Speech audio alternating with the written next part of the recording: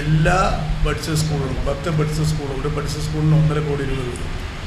ഒരു അംഗൻവാടിക്ക് 7 ലക്ഷം രൂപ വരും. 55 അംഗൻവാടികൾ വരും.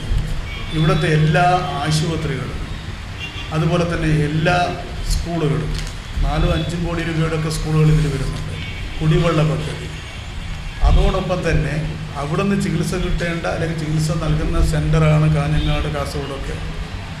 കാഞ്ഞങ്ങാട് ആശുപത്രിക്ക് 4 കോടി, കാസർഗോഡ് ആശുപത്രിക്ക് 3-4 കോടി രൂപ, Cheruvathur, Nileshwaram, Trikaripur, Karinthalam palliative care unit ഇതിന് ഉൾപ്പെടെയാണ് 235 കോടി. അതിൽ കുറേയേറെ പദ്ധതികളുടെ ഉദ്ഘാടനം നിർവഹിച്ചു കഴിഞ്ഞു. പക്ഷേ ഇലക്ഷൻ പ്രഖ്യാപിച്ചുകൊണ്ട് പിന്നീട് ചെയ്യാൻ കഴിഞ്ഞിട്ടില്ല.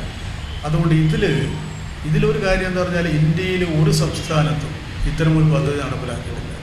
നിങ്ങളൊരു രോഗം വന്നാൽ ആ രോഗത്തിന് ചികിത്സ നൽകുക, മരിച്ച ആൾക്ക് സഹായം നൽകുക. പക്ഷെ ആ പ്രദേശത്തെ ആകെ സമുദ്ധരിക്കാൻ വേണ്ടിയിട്ടുള്ളൊരു പദ്ധതി എവിടെയും ഇതുവരെ ഉണ്ടായിട്ടില്ല. എന്ന് പറഞ്ഞാൽ എൻഡോസൾഫാൻ മറ്റൊരു സ്ഥലത്ത് ഇപ്പോഴും നിരോധിച്ചിട്ടില്ലല്ലോ പൂർണ്ണമായിട്ട്. ഇവിടെയാണല്ലോ പൂർണ്ണമായിട്ട് നിരോധിച്ചത്. അപ്പോൾ അതിൻ്റെ ഭാഗമായിട്ട് തന്നെ ഈ ജില്ലയെ സംബന്ധിച്ചിടത്തോളം ഈ പശ്ചാത്തല വികസനവുമായി ബന്ധപ്പെട്ട് ഏറ്റവും പ്രധാനപ്പെട്ട ഒരു പദ്ധതിയായിട്ട് നമുക്ക് എടുത്ത് കാണിക്കാൻ കഴിയുന്നതാണ്. MP എന്ന നിലയിൽ മാത്രമല്ല, ജില്ലയെ സംബന്ധിച്ച് എല്ലാവരുടെ സഹായമുണ്ട്. MLA-മാർ, ജില്ലാ പഞ്ചായത്ത് പ്രസിഡന്റ്, അതേപോലെ ഡിസ്ട്രിക്ട് കളക്ടർ, എല്ലാ ആൾക്കാരുടെ സഹായത്തോടു കൂടിയിട്ട് അത് നടപ്പിലാക്കാൻ കഴിഞ്ഞു. കാരണം ഇപ്പോൾ ഈ 1 കോടി രൂപയ്ക്ക് മേലെയുള്ള പദ്ധതികൾക്ക് ഇവിടുന്ന് TS കൊടുക്കാൻ കഴിയത്തില്ല, മേലെ പോകണം. അപ്പോൾ അതുകൊണ്ടാണ് ആ പദ്ധതി 1 കോടിക്ക് മേലെയുള്ള എല്ലാ പദ്ധതികളുടെയും പ്രോജക്റ്റ് തയ്യാറാക്കിയിട്ട് നടപ്പിലാക്കിക്കൊണ്ടിരിക്കുകയാണ്. ഇപ്പോഴും ധാരാളം പദ്ധതികൾ TS കഴിഞ്ഞിട്ട് നിൽക്കുകയാണ്. അത് ഇതിൻ്റെ ഭാഗമായിട്ടാണ് ഉദ്ഘാടനം ചെയ്യുന്നത്. നമ്മുടെ ഈ ആശുപത്രിക്ക് വരും 4-5 കോടി രൂപ, ഈ കാഞ്ഞങ്ങാട് ആശുപത്രിക്ക്, എൻഡോസൾഫാൻ. കാസർഗോഡ് ആശുപത്രിക്ക് ഇത് തന്നെ വരുന്നതാണ്. അത് ഒരു പ്രധാനപ്പെട്ട കാര്യമായിട്ട് നമുക്ക് കേന്ദ്ര ഗവൺമെൻറ് ഇതിലെന്താ ചെയ്തത്?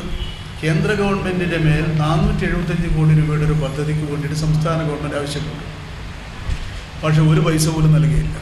പക്ഷേ അവർ പദ്ധതി വെച്ചു. ആ പദ്ധതി എന്താണെന്ന് പറഞ്ഞാൽ 80% സ്റ്റേറ്റ്, 20% കേന്ദ്രം. അപ്പോൾ അത് സംസ്ഥാന ഗവൺമെൻറ് അംഗീകരിക്കാൻ കഴിയില്ല. ഇവിടെ ഉമ്മൻചാണ്ടി തന്നെ 475 കോടിക്ക് അപേക്ഷിച്ചെങ്കിൽ പോലും അതിൽ നമുക്ക് പ്രത്യേകമായിട്ടുള്ള പദ്ധതി കിട്ടിയെന്ന് പറയാൻ കഴിയത്തില്ല. അത്തരം ചുറ്റുപാടിൽ നബാർഡിൻ്റെ പദ്ധതി തീർച്ചയായിട്ടും കടമാണ്, MOU ഒപ്പിട്ട് കൊടുക്കണം. പക്ഷേ അതിൻ്റെ തുടക്കം, അതുപോലത്തെ അതിൻ്റെ ഇംപ്ലിമെൻറ്റേഷൻ എന്ന നിലയിൽ ഇത്തരം മുൻകൈ എടുക്കാൻ സാധിച്ചിട്ടുണ്ട്. ഒരു പ്രധാനപ്പെട്ട കാര്യം. രണ്ടാമത്തെ പ്രശ്നം എന്ന് പറയുന്നത് ഒരു MP-യെ സംബന്ധിച്ചിടത്തോളം MP ഫണ്ടിൻ്റെ വിനിയോഗമാണ്. ആ വിനിയോഗത്തിൽ കാസർഗോഡ് ജില്ലയെ സംബന്ധിച്ചിടത്തോളം കഴിഞ്ഞ ജനുവരി മാസം വരെ ഉള്ള കണക്കനുസരിച്ച് 102%, നമ്മുടെ മണ്ഡലം പൊതുവിലെടുത്ത് നോക്കിയാൽ 93%. ഇപ്പം 98% കാരണം നമ്മുടെ കാസർഗോഡ് പാർലമെൻറ്റ് മണ്ഡലം എന്ന് പറയുമ്പോൾ 5 മണ്ഡലം കാസർഗോഡ്, 2 മണ്ഡലം പിന്നെ കണ്ണൂർ ഭാഗം, അപ്പോൾ 7 മണ്ഡലം. അപ്പോൾ അതിൽ ഏറ്റവും ഇപ്പം 2 ജില്ലയാണ് MP ഫണ്ട് ചെലവഴിച്ചതിൽ ഫസ്റ്റ്. ഒന്ന് ഇവിടെ, ഒന്ന് ഇടുക്കി എന്നാണ് ഫസ്റ്റ് എന്ന നിലയിൽ. ഇപ്പോൾ ഇതൊക്കെ നിങ്ങൾക്ക് ഒരു MP-യുടെ പ്രവർത്തനം പറയേണ്ട ആവശ്യമില്ല. കാരണം എല്ലാം തന്നെ പാർലമെൻറ്റ് വെബ്സൈറ്റിൽ കിട്ടുന്നതാണ്. മുഴുവൻ ഡീറ്റെയിൽസും വെബ്സൈറ്റിൽ കിട്ടുന്നതാണ്. MP ഫണ്ടിൻ്റെ വിനിയോഗം. MP ഫണ്ടിൻ്റെ വിനിയോഗത്തിൽ ഇവിടെ നമ്മൾ ആരംഭിച്ചൊരു പുതിയ കാര്യം, ഈ ബസ് കൊടുക്കാൻ ആദ്യം തീരുമാനിച്ച ഇവിടെയാണ്. യഥാർത്ഥത്തിൽ ബസ് ഇതിൽ വരുന്നില്ല. നമ്മുടെ കേസ് കളക്ടറുള്ള സമയത്ത് ഞാൻ അവരോട് പറഞ്ഞു, അപ്പോൾ നിർബന്ധമായിട്ട് കൊടുക്കണം, പിന്നീട് നമുക്ക് റാറ്റിഫിക്കേഷൻ വാങ്ങിക്കാം. ഇപ്പോൾ എല്ലാ സ്ഥലത്തും കൊടുക്കുന്നുണ്ട്. ഏകദേശം സ്കൂളെ സംബന്ധിച്ചിടത്തോളം 14-15 സ്കൂളുകളിൽ, കോളേജിൽ ഉൾപ്പെടെ സ്കൂൾ ബസ് 5-6 ആംബുലൻസ്, അത് ആദ്യമായിട്ടാണ്. പിന്നീടാണ് ഇത് മറ്റ് സ്ഥലങ്ങൾ. പിന്നീട് വരുന്നത് സ്കൂൾ കെട്ടിടങ്ങൾ, അതുപോലെ തന്നെ സ്കൂളുകളുമായി ബന്ധപ്പെട്ട പ്രശ്നങ്ങൾ, ആശുപത്രികളുമായി ബന്ധപ്പെട്ടത്, സാംസ്കാരിക സ്ഥാപനങ്ങൾ, ഈ വിവിധ രീതിയിലുള്ളതാണ്.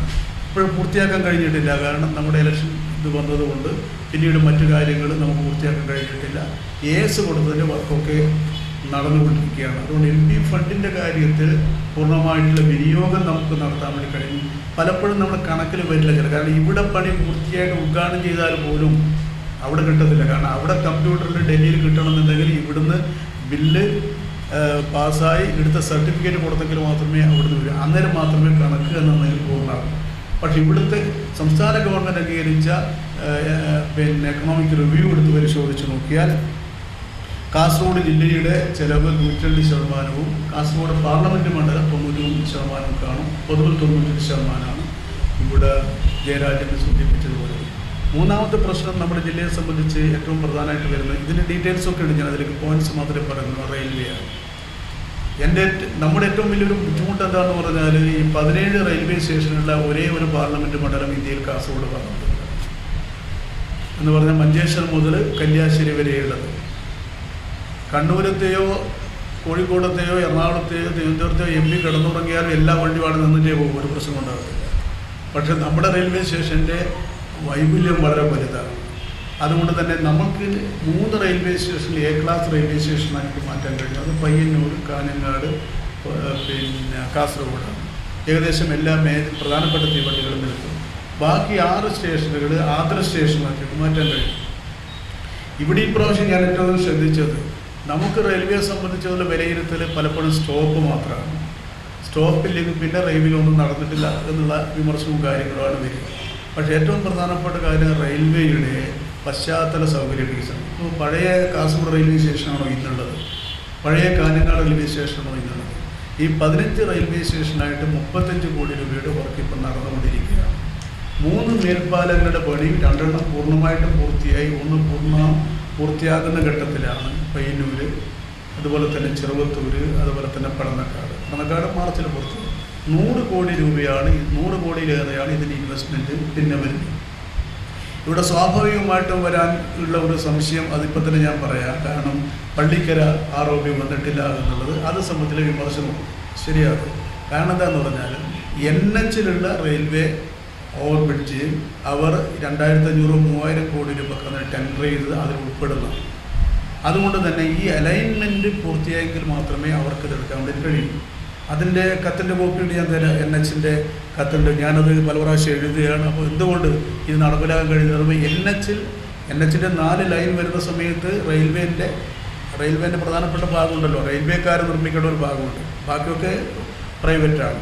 പക്ഷേ അതവർക്ക് ഫിക്സ് ചെയ്യണമെങ്കിൽ അവരുടെ ലാൻഡ് അലൈൻമെൻറ്റ് കിട്ടണം. ആ ലാൻഡ് അലൈൻമെൻറ്റ് കിട്ടാതെ കൊണ്ട് ഞങ്ങൾക്ക് ചെയ്യാൻ കഴിയില്ല എന്നുള്ളത് തന്നെയാണ് NH അറിയിച്ചിട്ടുള്ളത്.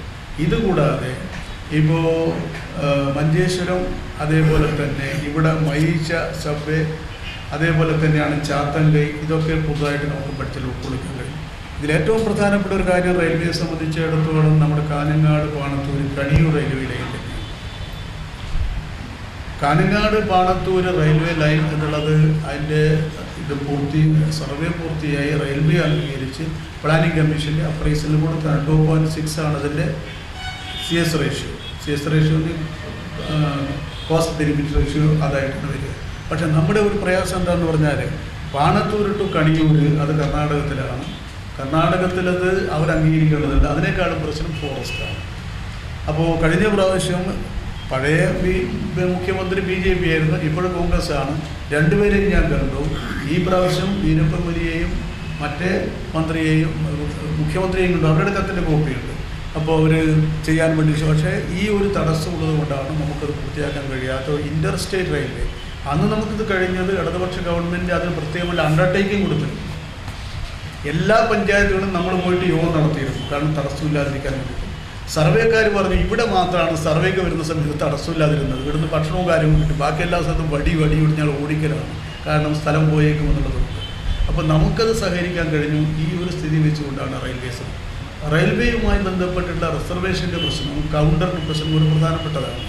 എന്താ പ്രശ്നം എന്ന് പറഞ്ഞാൽ, 17 ലക്ഷം ജീവനക്കാരാണ് നേരത്തെ ഉണ്ടായത്, ഇപ്പോൾ ഉള്ളത് 13 ലക്ഷമാണ്. 4 ലക്ഷം എവിടെയാണ് പോയത്? പുതിയ വണ്ടി വരുന്നു, പുതിയ സർവീസ് വരുന്നു, പുതിയ പ്രോജക്റ്റ് വരുന്നു, ജീവനക്കാർ കുറയുന്നു. റെയിൽവേ പുതിയതായിട്ട് ആൾക്കാരെ എടുക്കുന്നില്ല. എന്ന് പറഞ്ഞാൽ 3 ആൾക്കാർ റിട്ടയർ ചെയ്യുമ്പോൾ ഒരാൾക്കാരെയാണ് എടുക്കുന്നത്. അതാണ് അതിൻ്റെ ഭാഗമായിട്ടായി കുറവ് വരുന്നത്.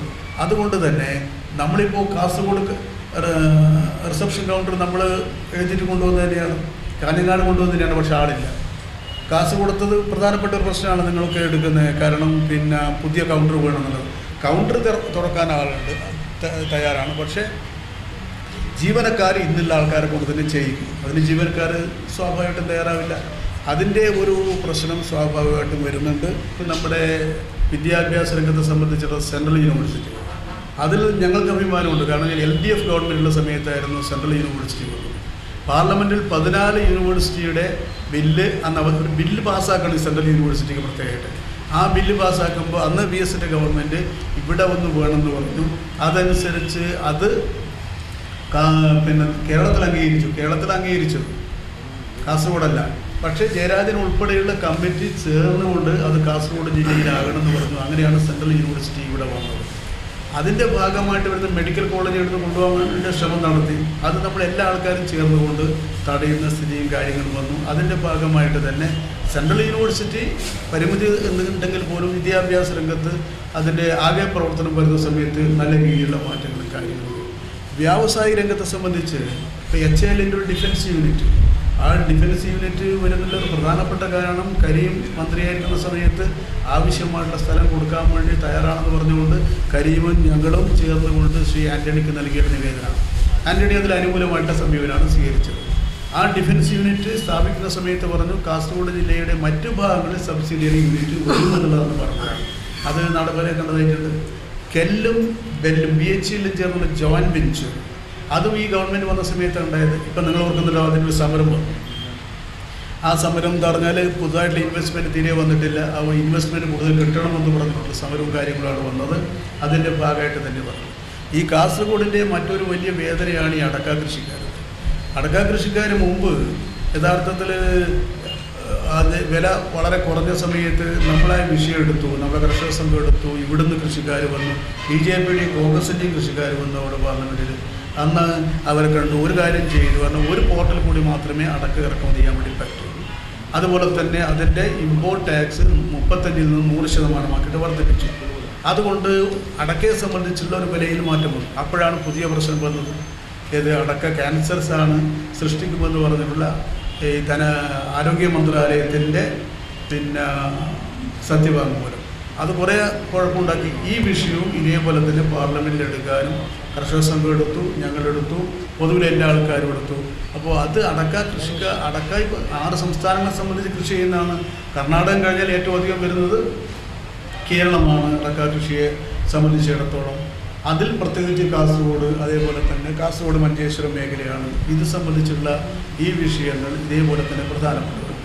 ഇവിടെ ഇപ്പോൾ MP ഫണ്ടിന് വിനിയോഗവുമായിട്ട് ബന്ധപ്പെട്ട് ഞാൻ പറയുന്ന സമയത്ത് തന്നെ റെയിൽവേ പോലെ തന്നെ വളരെ പ്രധാനപ്പെട്ട ഒന്നാണ് നമ്മുടെ KSRTC. മലബാർ ബസ് വന്ന സമയത്താണ് പൊതുവിലും മലബാറിലേക്കൊരു ഇത് വന്നത്. പക്ഷെ അന്ന് നമ്മൾ ആവശ്യപ്പെട്ട ഒരു കാര്യമായിരുന്നു, ഇവിടെ കാഞ്ഞങ്ങാട് ഒരു ബസ് സ്റ്റാൻഡ് വേണമെന്നുള്ളത്. അന്ന് KSRTC പറഞ്ഞ് പൈസ ഇല്ലാന്നുള്ളത്. അന്നാണ് MLAയും MPയും എന്ന നിലയിൽ 2 ഫണ്ടും ചേർന്നുകൊണ്ട് നമ്മളിവിടെ ബസ് സ്റ്റാൻഡ് രൂപം നൽകി. നിങ്ങൾ ഓർക്കുന്നുണ്ടാകുമ്പോൾ അതിന് ഉദ്ഘാടനമൊക്കെ കഴിഞ്ഞത്. പക്ഷെ ബസ് നമുക്ക് കൊടുക്കാൻ കഴിയില്ല. ഇപ്പോൾ മന്ത്രിമാർ പറയുന്നത് ഓരോ MP 1 കോടി രൂപ തരണം ഓരോ ബസ്സിന്, അല്ലെങ്കിൽ ഓരോ MLAയും തരണം എന്നുള്ളതാണ്. ഇവിടെ ഈ ബസ് സ്റ്റാൻഡുമായിട്ട് ബന്ധപ്പെട്ടുകൊണ്ട് MP ഫണ്ട് ഉപയോഗിക്കുന്നത് ഇവിടെ റെയിൽവേ പോലെ തന്നെ നമ്മുടെ ഈ ജില്ലയെ സംബന്ധിച്ചിടത്തോളമുള്ള മറ്റു കാര്യങ്ങൾ അത് മെച്ചപ്പെടുന്നതിന് സഹായമാകുന്ന നിലയിൽ തന്നെയാണ് പിന്നെ വന്നിട്ടുള്ളത്.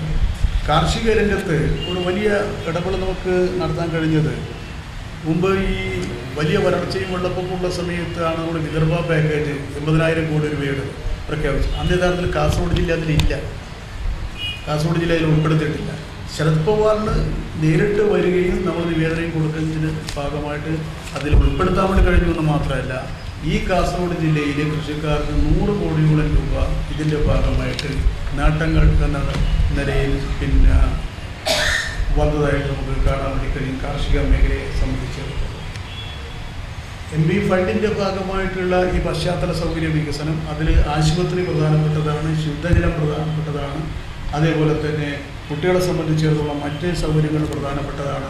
ഇത് വെച്ചുകൊണ്ടുള്ള കാര്യങ്ങൾ ഞാൻ മറ്റ് വിശദാംശങ്ങൾ പോകുന്നില്ല, കാരണം ഇതിൽ എല്ലാ കാര്യങ്ങളും അടങ്ങിയിട്ടുണ്ട്. ഞാൻ തന്നെ ഇത് 2-3 പ്രാവശ്യം റിപ്പോർട്ട് ചെയ്തതാണ്. വസ്ത്രവിപണന രംഗത്ത് പതിറ്റാണ്ടുകളുടെ സേവന പാരമ്പര്യമുള്ള കണ്ണൻസ് കാഞ്ഞങ്ങാട് പുതുപുത്തൻ വസ്ത്രശേഖരവുമായി നിങ്ങളെ സ്വാഗതം ചെയ്യുന്നു. കല്യാണ പട്ടുസാരികൾ, സെറ്റുമുണ്ടുകൾ, dhoti, sari, lacha, choli, churidar materials, shirt, T shirt, pant, jeans, കുഞ്ഞുടുപ്പുകൾ, റെഡിമെയ്ഡുകൾ തുടങ്ങി വസ്ത്രവിസ്മയങ്ങളുടെ വൻ ശേഖരം തന്നെ കണ്ണൻസ് കാഞ്ഞങ്ങാട് നിങ്ങൾക്കായി ഒരുക്കുന്നു. കണ്ണൻസ് കാഞ്ഞങ്ങാടിന്റെ വസ്ത്രലോകത്തേക്ക് നിങ്ങളെ സ്വാഗതം ചെയ്യുന്നു. Kannans textiles and readymades, main road, Kanhangad. Kannans, ഉത്തര മലബാറിന്റെ സമ്പൂർണ്ണ കുടുംബ വസ്ത്രാലയം.